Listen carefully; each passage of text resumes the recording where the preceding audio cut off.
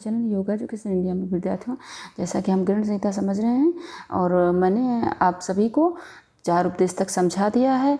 First था षटकर्म, दूसरा था आसन, तीसरा था मुद्रा, चौथा था प्रत्याहार।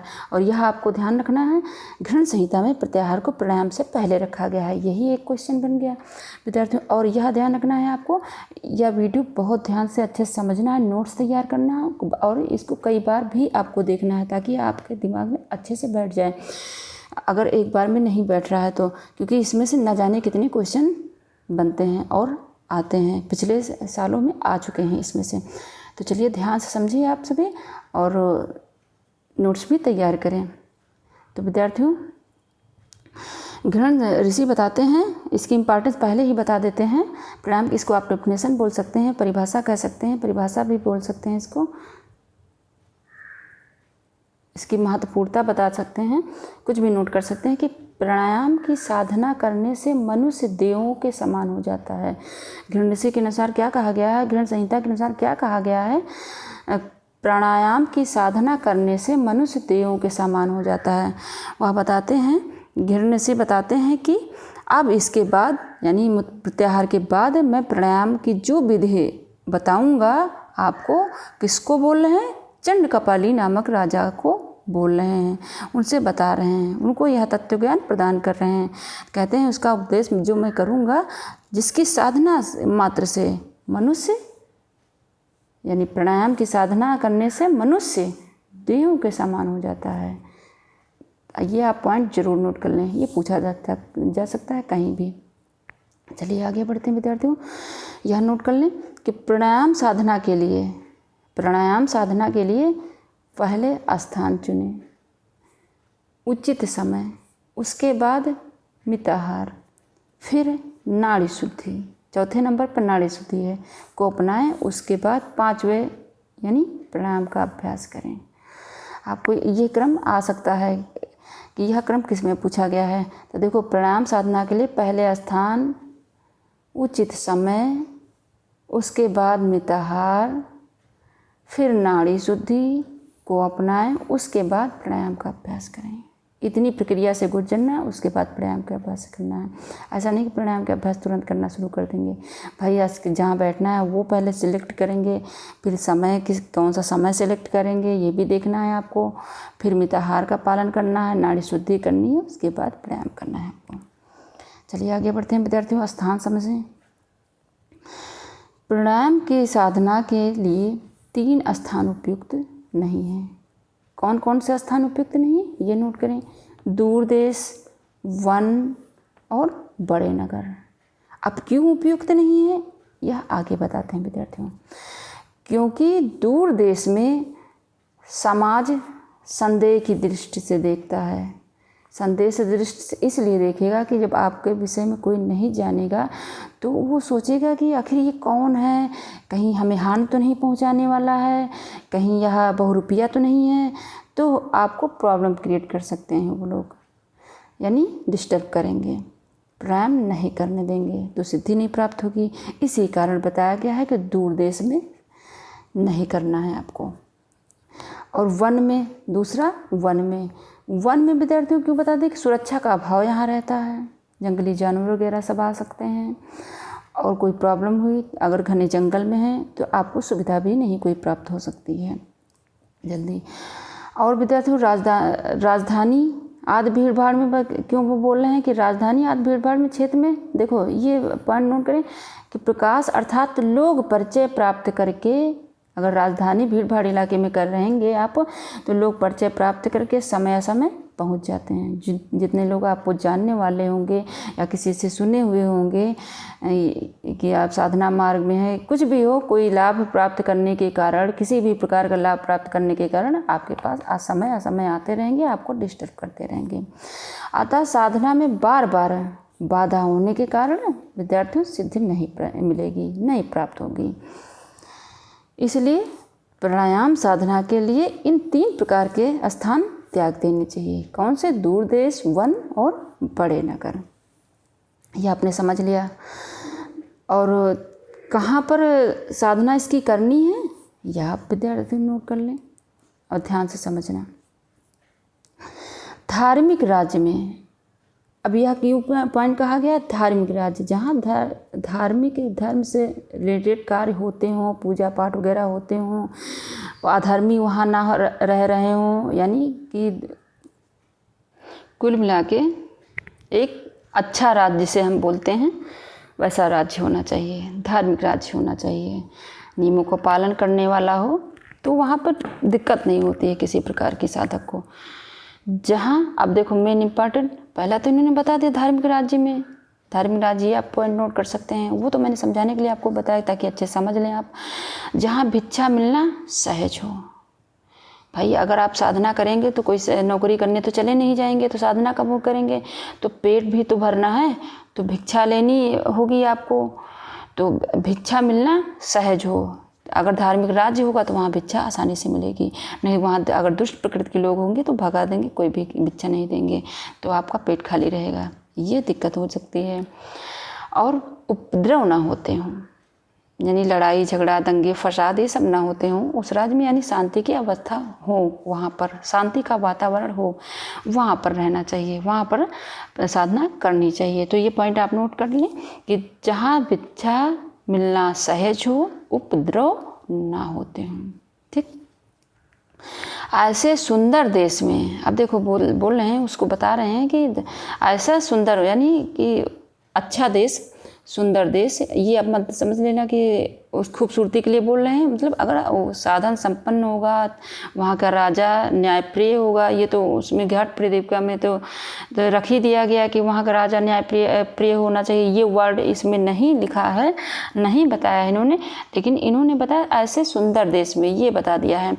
तो आप यही नोट करेंगे, क्योंकि घृण संहिता के अगर अनुसार ये पूछा गया तो यही आपको लिखना होगा, हठ दीपिका के अनुसार पूछा गया तो आप जैसे न्यायप्रिय, वहाँ का राजा न्यायप्रिय वगैरह वो लिखना होगा, ये ध्यान रखना, डिफरेंट जरूर समझ में हमेशा ध्यान में रखना चाहिए। तो क्या है, जहाँ भिक्षा मिलना सहज हो, उपद्रव ना होते हों, ऐसे सुंदर देश में रहना चाहिए, साधना करनी चाहिए।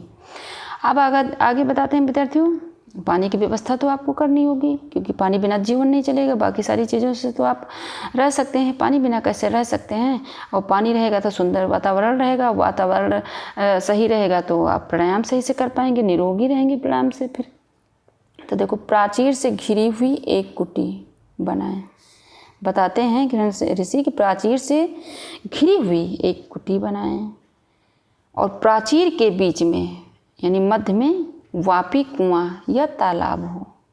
अब इन्होंने तालाब बता दिया है, लेकिन कुआं बेटर रहता है। कुटी बहुत ऊंचे या बहुत नीचे स्थान पर ना हो, बताते हैं जो कुटिया आप बनाएंगे तो बहुत ऊंचे और नीचे स्थान पे ना हो, वहाँ सर्प आदि कष्टकारी कीट ना हो, यानी बिल वगैरह छोटे मोटे ये सब ना हो, ये ध्यान रखना है। उसे गोबर से भली प्रकार लीपा जाता हो, यानी आपकी कुटिया जो साधना करता हो, साधक मार्ग में जाना चाहता हो, तो उससे तो सबसे पहले कुटी तैयार करनी होगी, यानी प्राचीर से घिरी हुई एक कुटी बनाएं, प्राचीर के मध्य में पानी की व्यवस्था हो, वापी कुआं, और कुआं घिरा हुआ होना चाहिए ताकि उसमें कीट पतंगे ना पड़ सकें, और कुटी और यानी तालाब हो अर्थात, और कुटी बहुत ऊंचे या बहुत नीचे स्थान पर ना हो, वहाँ सर्प आदि कष्टकारी कीट ना हों, उसे गोबर से भली प्रकार लीपा जाता हो। ये आप पॉइंट नोट करें। ऐसे पूर्ण सुरक्षित स्थान में प्राणायाम का अभ्यास करें, जब अच्छे से सुरक्षित रहे वह स्थान, वहीं पर अभ्यास करें। अब आगे बढ़ते हैं, काल निर्णय। विद्यार्थियों, काल निर्णय यानी समय निर्धारण करें, ये ध्यान दें क्योंकि ये पूछा गया है और पूछा भी जा सकता है। हेमंत, शिशिर, ग्रीष्म और वर्षा ऋतुओं में योग अर्थात प्राणायाम का अभ्यास प्रारंभ न करें। प्रारंभ करने पर शरीर रोगी होता है। अगर ऐसे ऋतुओं में करेंगे, हेमंत, शिशिर, ग्रीष्म और वर्षा ऋतु में अभ्यास शुरू करेंगे, प्रारंभ करेंगे प्राणायाम का अभ्यास, तो उससे रोग उत्पन्न होने के संभावना रहती है। आगे बताते हैं किस में करना है, यह ध्यान दें, यह भी तो आपको ध्यान देना है कि वसंत ऋतु, शरद ऋतु में अभ्यास यानी योगाभ्यास प्रारंभ करें तो योगी रोगों से मुक्त होकर योग में सिद्धि प्राप्त करता है। यानी जो योगाभ्यास अर्थात प्राणायाम, जो प्राणायाम के विषय में तो बता रहे हैं, तो वसंत ऋतु और शरद ऋतुओं में योगाभ्यास करना है, तब क्या होगा, रोगों से मुक्ति होगा और योग में सिद्धि हो जाता है। और अगर हेमंत ऋतु और ग्रीष्म वर्षा ऋतुओं में करेंगे तो अभ्यास अगर स्टार्ट करेंगे यानी प्रारंभ अगर कर रहे हैं तो करिए, पहले से ही स्टार्टिंग है आपके तो करिए, कोई दिक्कत नहीं। लेकिन अगर प्रथम टाइम में स्टार्ट कर रहे हैं तो विभिन्न प्रकार के रोग उत्पन्न होंगे। यह ग्रहण संहिता में बताया गया है सब विद्यार्थियों। फिर आगे नोट करें और ध्यान से समझें। चैत्र से लेकर फाल्गुन पर्यंत वर्ष में जैसे माघ और फागुन 2 महीनों की ऋतु होती है। चैत से लेकर फागुन तक, ये पूरे वर्ष का बता रहे हैं विद्यार्थियों। चैत से लेकर फागुन मास तक यानी महीने तक वर्ष में माघ और फागुन 2 महीने की ऋतु होती है। देखो इम्पॉर्टेंट समझो, यहाँ पर 2 महीने की ऋतु बता रहे हैं और 4 महीनों में उसके प्रभाव का अनुभव होता है। बता रहे हैं कि चैत से लेकर फागुन पर्यंत वर्ष में जैसे माघ और फागुन 2 महीनों की ऋतु होती है और 4 महीनों में उसके प्रभाव का अनुभव होता है, ये बता रहे हैं। अब विद्यार्थियों अलग से आप नोट कर लें थोड़ा तो अच्छे समझ में आएगा किस प्रकार से होता है। देखो चैत्र और वैशाख 2 महीने 2 मास मिलकर, यानी मास मतलब महीना ही होता है, मिलकर बसंत ऋतु, ठीक। और जेठ आषाढ़ 2 महीने मिलकर ग्रीष्म ऋतु। श्रावण भाद्रपद, भादो यानी इसको जो है भादो बोल देते हैं ना साधारण भाषा में, श्रावण भाद्रपद वर्षा ऋतु। अश्विनी कार्तिक 2 मास मिलकर शरद ऋतु।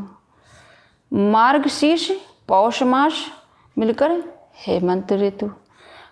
माघ और फाल्गुन शिशिर ऋतु मिलकर तैयार होते हैं। विद्यार्थियों किसी भी ऋतु का प्रभाव 1 महीने पूर्व से प्रारंभ होकर 1 मास बाद तक होता है, जैसा कि आप सभी ने अनुभव किया होगा। वही बात ग्रहण ऋषि भी बोल रहे हैं कि किसी भी ऋतु का प्रभाव 1 महीना पूर्व से प्रारंभ होकर मास बाद तक होता है, यानी कोई मंथ है तो उससे पहले से ही प्रभाव शुरू हो जाता है, उसके बाद तक होता है। ग्रहण ऋषि इस तथ्य को अनुभव से बता रहे हैं, जैसा मतलब अनुभव, आप सभी अनुभव करेंगे तो आप सभी को पता चलेगा कि ऐसा ही होता है। उनके अनुसार देखो यह भी नोट कर लें, माघ फागुन चैत्र वैशाख 4 महीनों में वसंत के सदृश अनुभव होता है। इन 4 महीनों में वसंत जैसा महसूस होता है। कौन से महीनों में? माघ फागुन चैत्र वैशाख। अब आप ध्यान देना तो आप सभी की समझ में जरूर आएगा। इसी प्रकार विद्यार्थियों चैत्र से आषाढ़ पर्यंत ग्रीष्म सा अनुभव होता है, जैसा कि इस वक्त चल रहा है। और इससे पहले था चैत्र आषाढ़, ये तो अब बीत चुका है।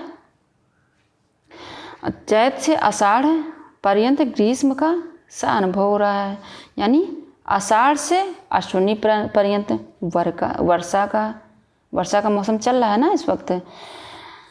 विद्यार्थियों भाद्रपद से मार्गशीर्ष पर्यंत, जैसा कि इस वक्त जब मैं वीडियो बना रही हूँ इस वक्त इस डेट में तो भाद्रपद स्टार्ट हो गया विद्यार्थियों। ये दोबारा से लिख दिया था इसलिए थोड़ा सा कट हो गया। भाद्रपद से मार्गशीर्ष पर्यंत शरद ऋतु का और कार्तिक से माघ महीने तक हेमंत ऋतु का। मार्गशीर्ष से फाल्गुन पर्यंत शिशिर ऋतु का अनुभव होता है। दोबारा समझ लें अगर ना समझ में आया। देखो माघ फागुन चैत वैशाख 4 महीनों में वसंत ऋतु जैसा अनुभव होता है।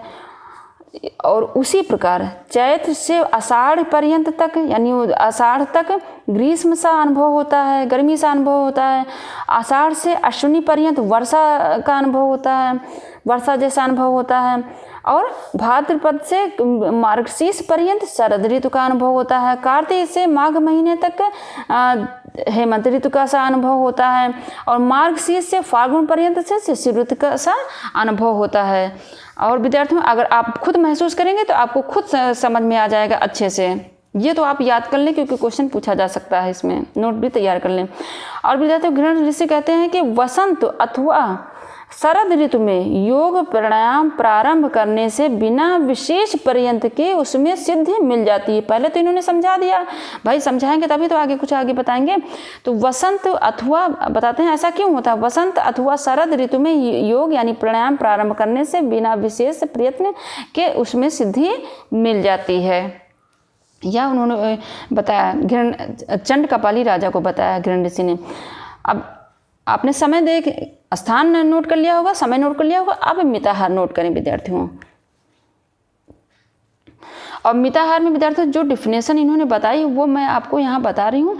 और जो ये क्या खाना है क्या नहीं खाना है, इन सब को मैं यहाँ दोबारा नहीं बताऊंगी, क्योंकि इससे पहले मैंने हठ प्रदीप का से पहले भी वीडियो बना रखा है। हठ प्रदीप का और घृण संहिता के अनुसार दोनों को मिक्स करके मिताहार मतलब क्या खाना क्या नहीं खाना है, ये सब पर वीडियो बना रखा है। मैं डिस्क्रिप्शन में वह वीडियो वो वीडियो है मिताहार पर जो पहले बना है, उसकी लिंक इसमें मैं डाल दूँगी। तो आप सभी अगर इच्छा होगी तो देख लेना उस पर जाकर। विद्यार्थियों, चलिए मिताहार की डिफिनेशन है, क्योंकि इसमें से बहुत सारे क्वेश्चन बनने की संभावना है।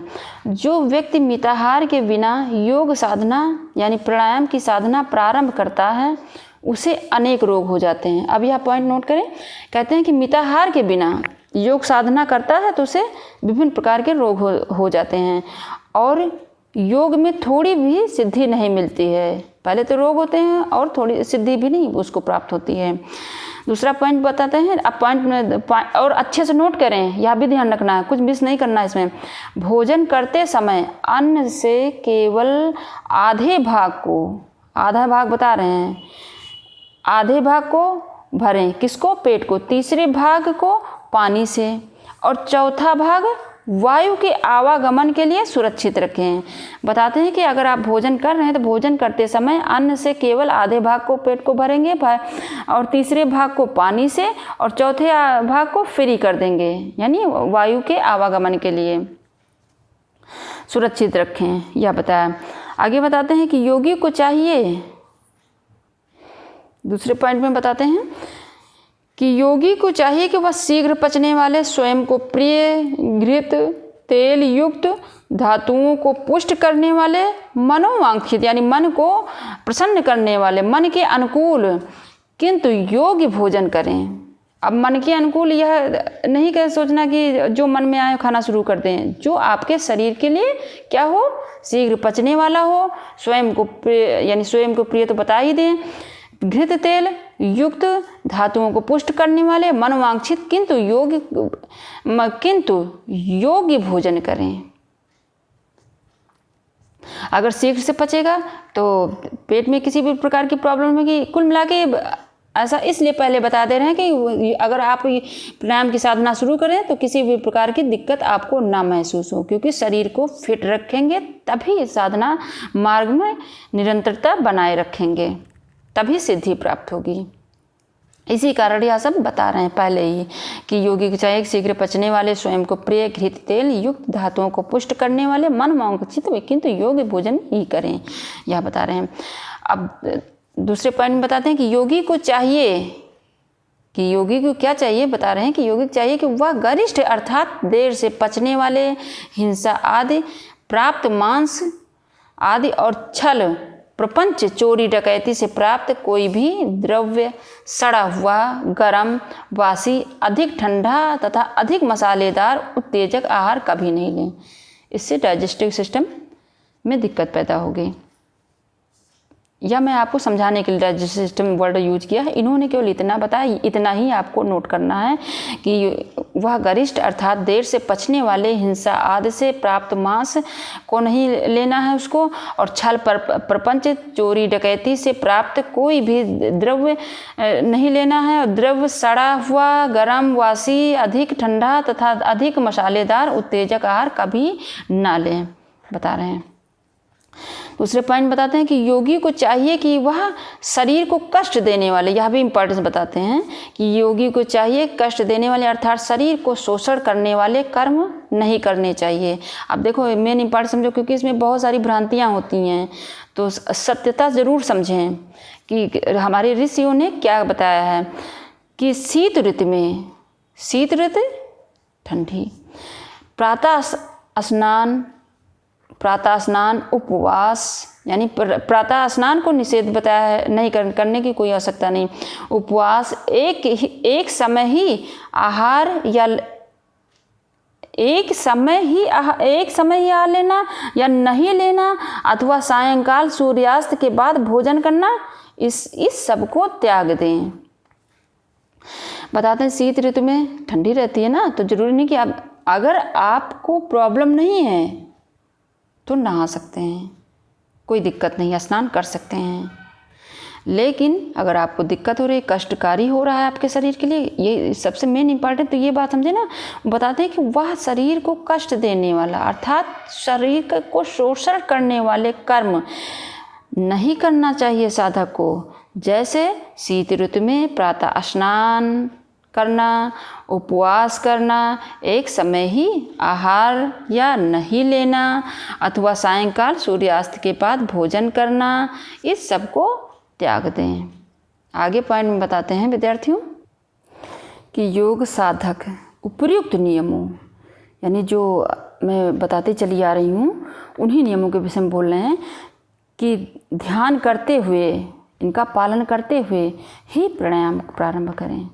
प्रारंभ में पहले कुछ दिन दूध और घृत ही नित्य भोजन में लें, वह भी केवल 2 बार, मध्याह्न और सायंकाल। बता रहे हैं कि जो नियम मैं आपको बता रहा हूँ, साधक के लिए बता रहा हूँ, उस नियमों का ध्यान में रखते हुए, यानी उस नियमों का पालन करते हुए, ये बता रहे हैं, करते हुए ही प्राणायाम प्रारंभ करें।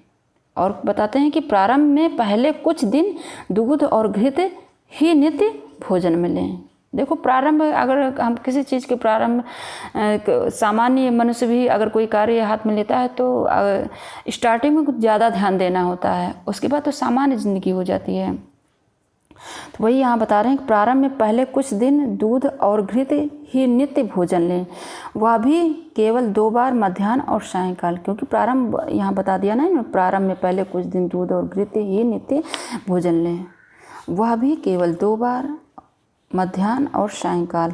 लेकिन फिर भी यह ध्यान रखना है कि जो ये पिछले, अब यह नहीं आप सोचे कि प्रारंभ में मैं इन नियमों का ध्यान रखूँगा उसके बाद भूल जाऊँगा, ऐसा नहीं है। हमेशा आपको इन सभी नियमों का ध्यान रखना है, ये ध्यान रखना है, साधक को ध्यान रखना, चाहे सामान्य मनुष्य करना चाहे, इसको फॉलो करना चाहे, या साधक अब जैसे सामान्य मनुष्य हुआ वो भी तो साधक हुआ, साधना मार्ग में बढ़ेगा तो वो भी साधक हुआ। तो साधक को चाहिए सभी नियमों का पालन करते हुए वह आगे बढ़े साधना मार्ग में। तो आशा करते हैं विद्यार्थियों आपने अच्छे से समझ लिया होगा, और क्या खाना क्या नहीं खाना इसको भी इन्होंने डिफाइन किया है, लेकिन मैं उसका लिंक इसमें डाल दूँगी, वीडियो में डिस्क्रिप्शन में डाल दूँगी, आप देख लीजिएगा वहाँ पर जाकर। और वैसे भी देख सकते हैं चैनल में भी जाकर। अगर आप हमारे चैनल पर नए हैं तो सबसे पहले मेरे चैनल को सब्सक्राइब करें, बेल आइकन जरूर प्रेस करिएगा ताकि मैं जैसे वीडियो अपलोड करूँ आपको तुरंत नोटिफिकेशन प्राप्त हो, और खुद देखिए, दूसरे बच्चों को भी शेयर करिए। धन्यवाद विद्यार्थियों। और थोड़ा सा ये बड़ा हो गया वीडियो, लेकिन घबराने की कोई आवश्यकता नहीं है विद्यार्थियों, क्योंकि ये बहुत ज़रूरी था और इम्पॉर्टेंस था, इसीलिए मैं स्टार्टिंग में मैंने बता दिया था कि यह वीडियो काफ़ी ध्यान से बहुत अच्छे से समझें, क्योंकि इसमें से बहुत सारे क्वेश्चन आने की संभावना रहती है। धन्यवाद।